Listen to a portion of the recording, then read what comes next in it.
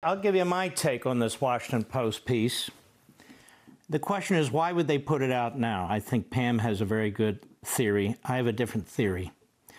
And my theory is, this is old news. They could have indicted Hunter a long time ago. They're protecting Joe, of course, because they're not getting into any of the Bobulinski laptop information, which is ripe for the taking.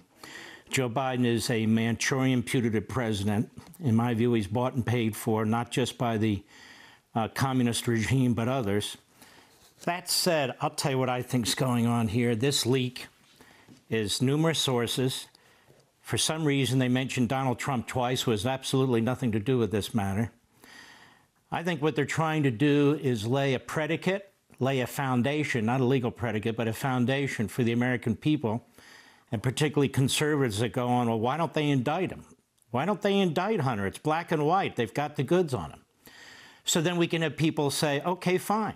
And then we have Merrick Garland say, you see, I believe in equality under the law. So we did X, Y, Z to Hunter Biden, and now we're doing X, Y, Z to Donald Trump. I think this is a complete setup. I think Hunter Biden is small potatoes. I think they're protecting Joe Biden, who obviously is more important. He's the president of the United States, and they have absolutely no interest in him.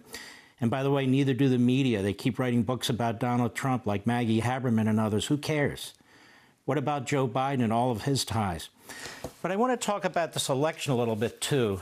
And I want the public to understand that the United States isn't guaranteed to exist as the United States in perpetuity. Countries are subject to demise. Athens didn't exist, it fell, Rome fell, the British Empire exists no longer. We're a country that is falling. We're a country that is facing demise as the #1 superpower on the face of the earth. It's not because we voted for this. It's not because we want it. It's because this is what the Democrat Party wants and is doing. This is a man-made, grave assault on our liberty, on our prosperity, and our #1 status as a superpower, step by step in every respect. Look at education. Used to be first, there were no equals. Now education is failing horribly. The border's wide open. That is an affirmative decision by this administration.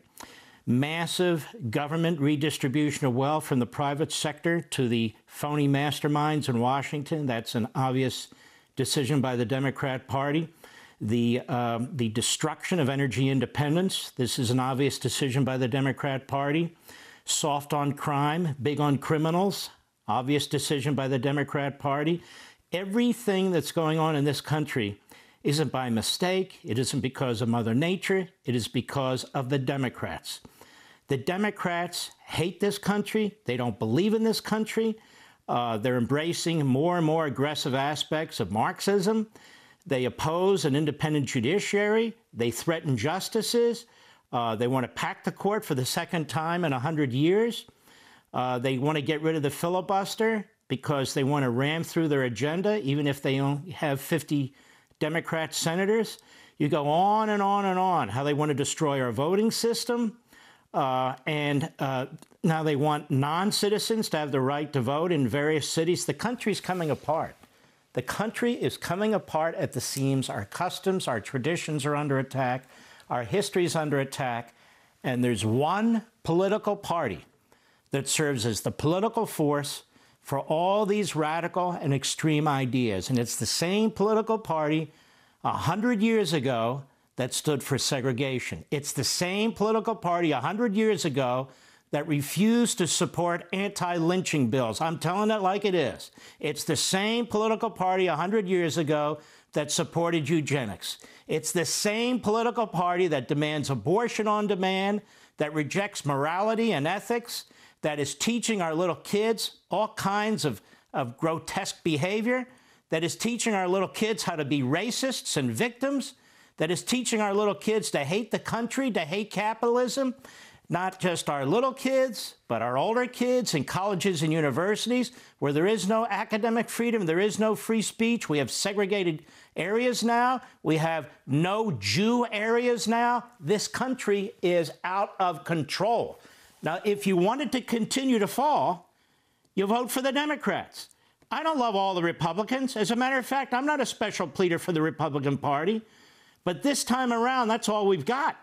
We have got to fight this movement, this Democrat Party. It's not about some policy changes, ladies and gentlemen. I just want to read to you what Ronald Reagan said. Freedom is never more than one generation away from extinction. We didn't pass it to our children in the bloodstream.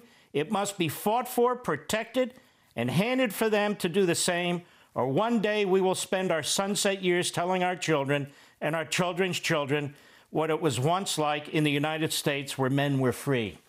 Ronald Reagan thought Joe Biden was a moron, and he didn't like him.